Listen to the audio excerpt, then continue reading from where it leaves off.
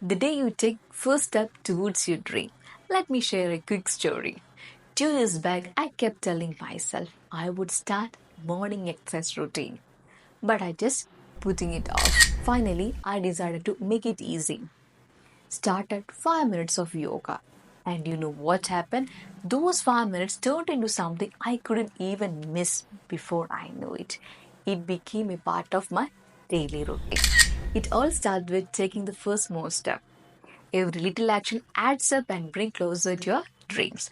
So what's your goal for today? Don't wait for the perfect moment. Take action now and make it happen.